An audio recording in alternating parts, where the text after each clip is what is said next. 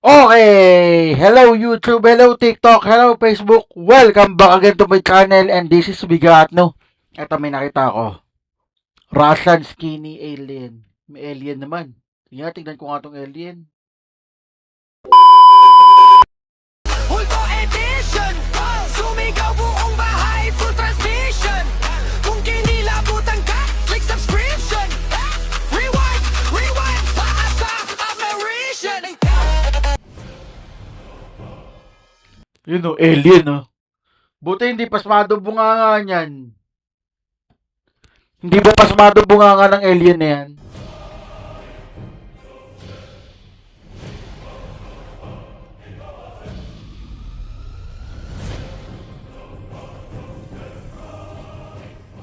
Ang isa sa pinaka-kontrobersyal na extraterrestrial video ay sa wakas nasundan muli. Nagbalik sa mundo ng social media ang binansagang Skinny Bob Alien. Isang nilalang na payat ang katawan, sobrang laki ng ulo, manipis ang leeg at kulay itim ang mga mata na di umano na-recover sa isang UFO crash site. May mga nagsasabing nagmula ang top secret video sa KGB at nailabas ng isang Russian official. Yung iba ang sabi isa itong hybrid humanoid na resulta ng isang pumalpak na eksperimento. Siguradong magugulat ka sa malalaman mo na ang katotohanan Anong hybrid humanoid? hinggil sa Skinny Bob ay matatagpuan mismo sa video kung matalas ang iyong pakiramdam. Mayroon Nawala yung live ko.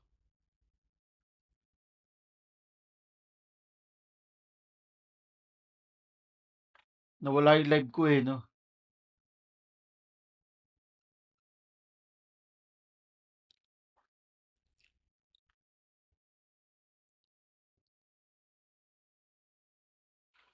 Nawala.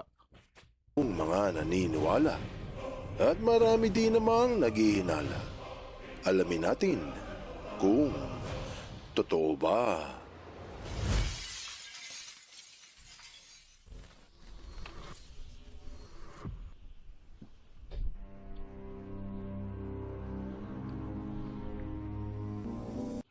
Nawala yung live ko sa YouTube ah.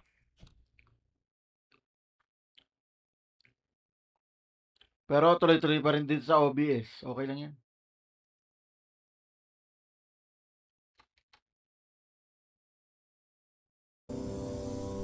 Buwan ng Mayo taong 2011, biglang may lumabas sa YouTube na kakaibang video mula sa isang account na may pangalang Ivan0135. Hindi sinabi sa description kung saan bansa ginawa ang channel o anong klase ng mga uploads meron dito. Walang nakakakilala kung sino ang nasa likod ng account. Pero isang bagay ang sigurado, ang buong internet space ay matutunga nga sa kanyang isisiwalat. Sa 4 na uploads, makikita ang isang kakaibang nilalang na binansagang Skinny Bob. Dahil kasi napakapayat nito, malaki ang ulo at itim ang mga mata. Ayon sa ilang komento, ang footage daw ay galing sa top secret KGB archives ng USSR. Pero hanggang ngayon, ito ay nananatiling isa sa pinaka-kontrobersyal Back in the US! Back in the US! Back in the USSR! at pinaka-misteryosong alien video sa internet. Ano nga ba ang katotohanan hinggil kay Skinny Bob? O baka naman, ito ay gawa-gawa lang.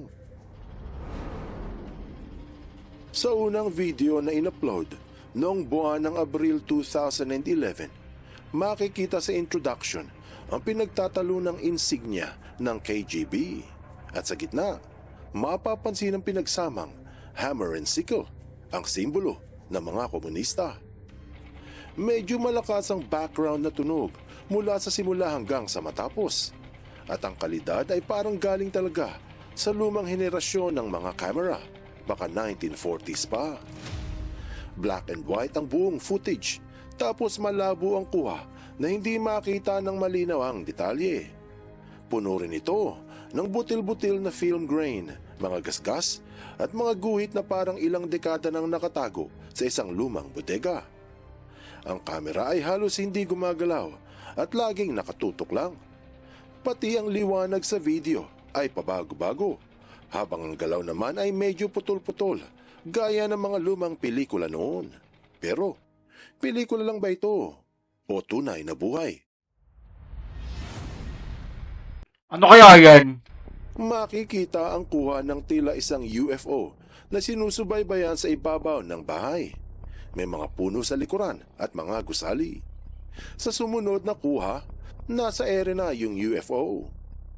Ilang segundo, pinakita ang tila isang alien na malaki ang ulo. Yung isa Ano yung pasmado, bunganga? ay parang nasa lupa at nakahandusay at kino-close up ito paunti-unti. Nang lumabas ang unang video, nagulo ang mundo ng mga ET enthusiasts. Ay, Marami ang humabol sa kung sino itong channel na Ivan0135. Matapos ang ilang linggo, ikalawa ng Mayo, sinundan pa ng ilang upload mula sa channel. Sa pangalawang upload ni Ivan0135, may disclaimer ito at sinabing may 7 video na kinuha mula taong 1942 hanggang taong 1969. Tugma sa sinabi na ang mga recording ay mula pa sa panahon ng KGB at halos ganun pa rin ang kalidad ng video at ang malakas na background noise. Sa simula ng pangalawang upload, may dinagdag itong disclaimer at sinabi na due to the importance of these documents, maintain the anonymity of the sources. Tapos ay makikita ang binansagang Skinny Bob na tila nakaupo at naghihintay. Gumagalaw ito at palingon-lingon na parang merong tinitignan. Ang sumunod na kuha ang creepy ng alien na yan. ay ang buong physical profile mula pa hanggang sa ulo. Nakasuot ito ng damit na tila yari sa tela, abot hanggang leeg. Sa ibabaw ay may nakalagay na pangsukat ng taas. Yung pangatlong upload ay kakaiba. Wala ditong video. Caption lang. Sinabi, in response to posts about the documents, o bilang tugon raw sa mga komento, na your opinion and the conclusion you draw from this material do not depend on us. Maybe you are looking in the wrong direction. You are the ones who reject this material. Totoo kaya yung alien na yan? Sinabi sa channel na ang inyong opinion o konklusyon hinggil sa video ay hindi nakadepende sa kanila. Siguro ay mali raw ang iyong pinuntahan at ikaw daw ang hindi tumatanggap dito. Tila ba merong mga bashers ang channel na kailangan itong sumagot? Nagpatuloy ang pagtugon ng Ivan0135 at sinabi, sources will not be revealed. Information that may involve any agency or people will not be disclosed. There is not any reference which may link the material to any organization that is working today in the material exposed. However, you are speculating and making conjectures about its origins. The material does not belong to any film, video game, television series, or other commercial products that have been revealed to date or which currently in production. Mga salitang, kung tatagalugin ay, malalim ang kahulugan. Ayon sa channel, hindi raw nito ibubulgar ang pinanggalingan ng video o anumang impormasyon na mag-uugnay sa anumang ahensya o sa mga tao. Dinagdag pa nito na ikaw raw ay nanghuhula lamang ukol sa pinagmula ng video.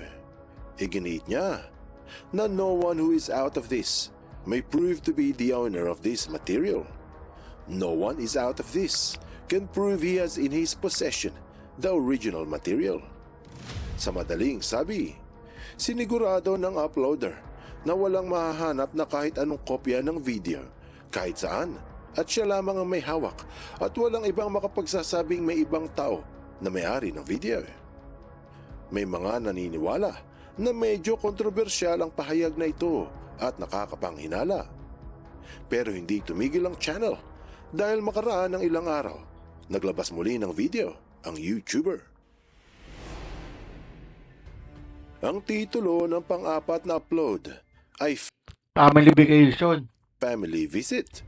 Sinabi sa caption na family vacation from the first contact in 1942.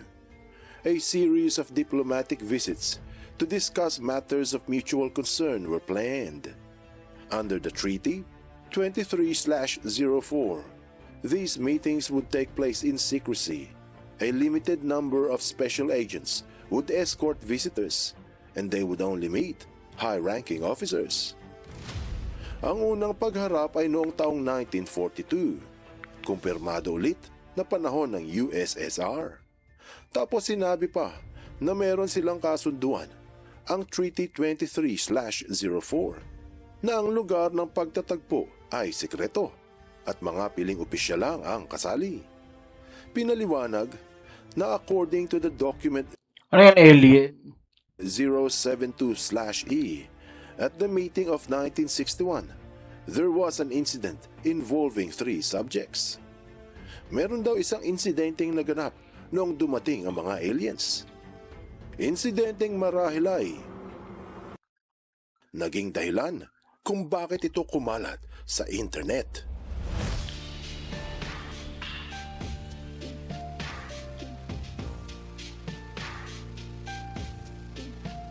Ano yan? Ano yan?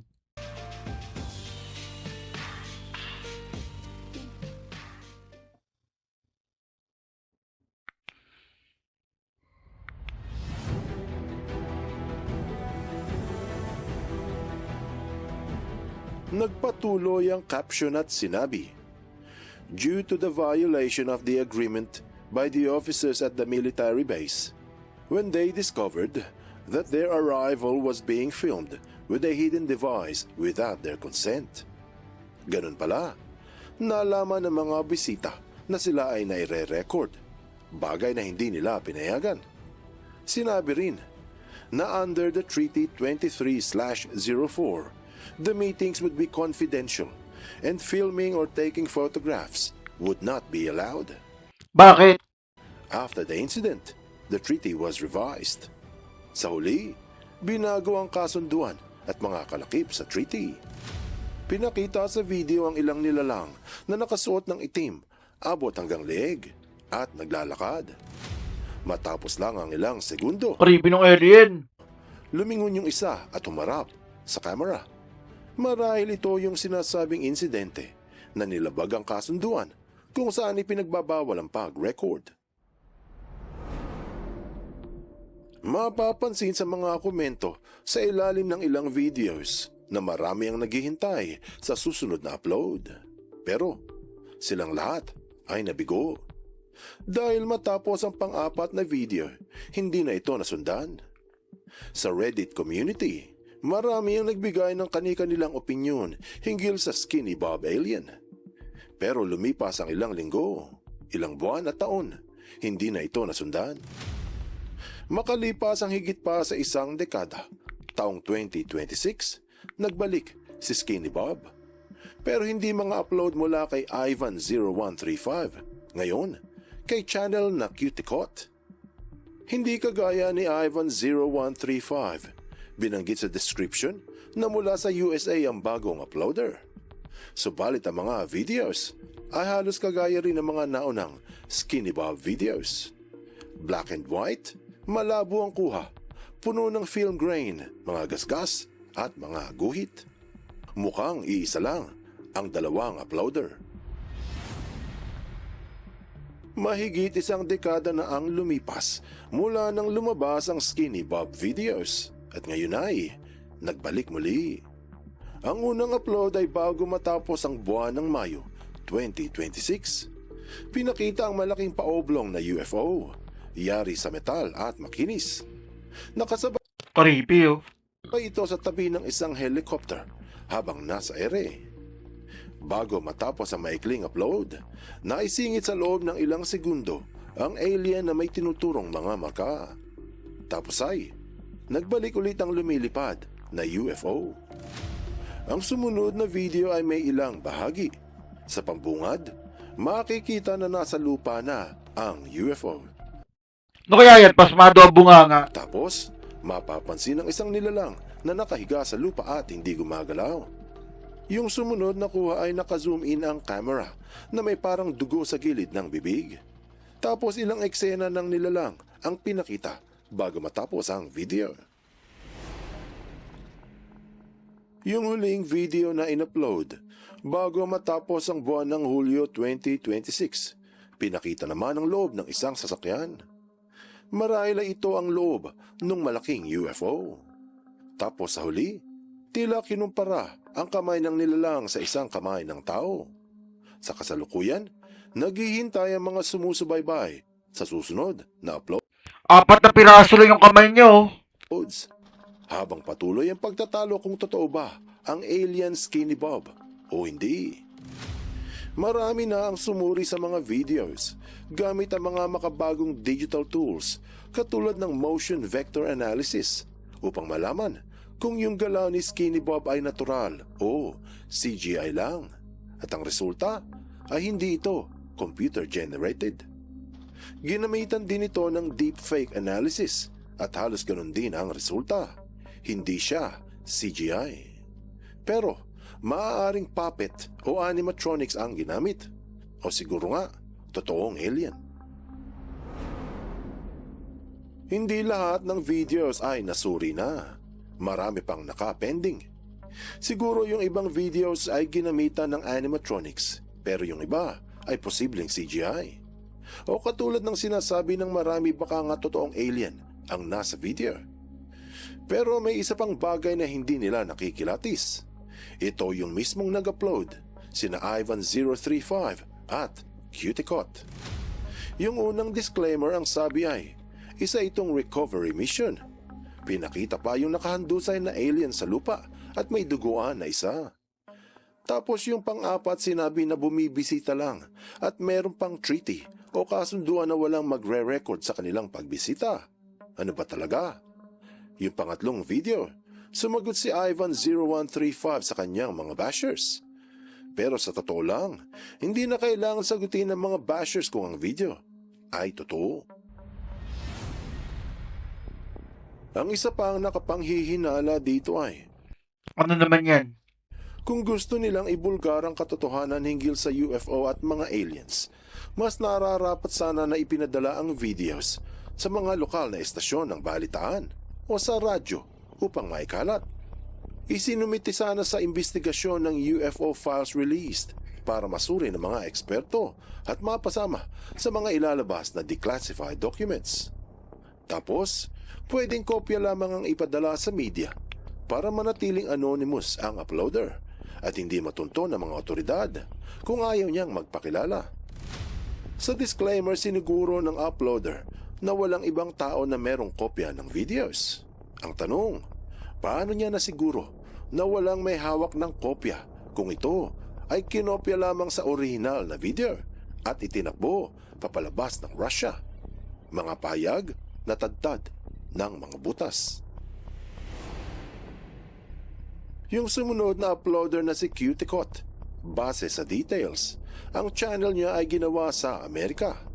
Hindi ito sa Russia nag-upload ng mga sumunod na videos ni Skinny Bob.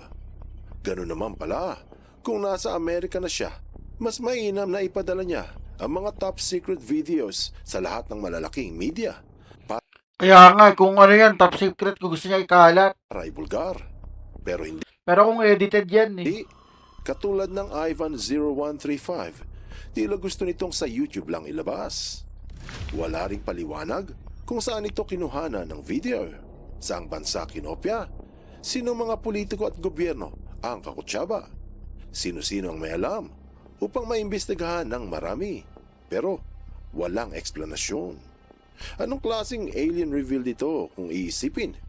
Kung gusto mong Kaya nga eh. ilabas mo na ng maayos.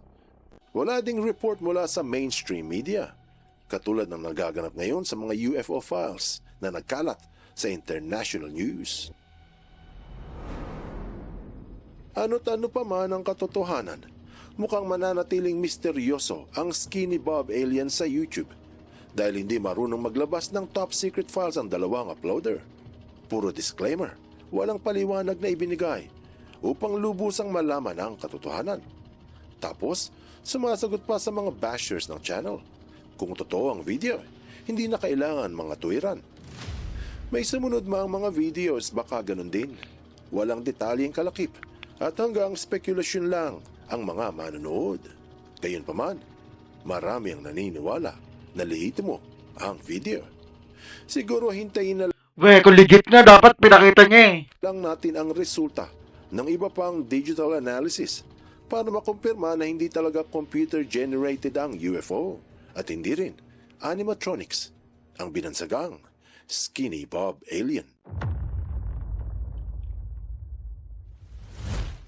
Anong aral ang mapupulot dito?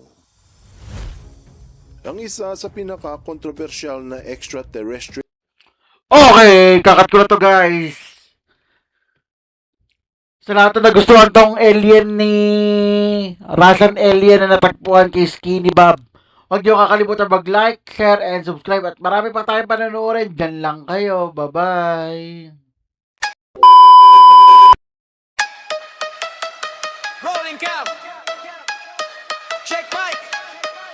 Tara na. Madilim na kanto. Sumama ka. Biga news sa screen. Sabay sigaw. Kung mahina lobot mo, back out now. Hey! Dork, wreck, slow, pan-ilaw pula. Comment section bro. Huwag kang pumasok dyan. Ha! Sa likod may anino. Frame 1 to 2. Pause, zooming in. Nakita mo? Mamalon yung chat, puro lods naman. May kumalabog sa taas, walang kasama dyan. Huminga ng malalim, sige push pa rin. Kapag trending sulit, bawat kilig at kilabutan. Di ano reaction, multo edition. Sumigaw buong bahay, full transmission. Kung kinilabutan ka, click subscription. Rewind, rewind, para sa apparition.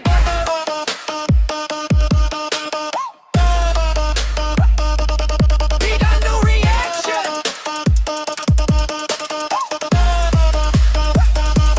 Big ano reaction. Multo edition. Slow-mo, zooming fan, high frame vision. Pag may dumaan sa likod ng confirmation. Comment, giving nakita ko.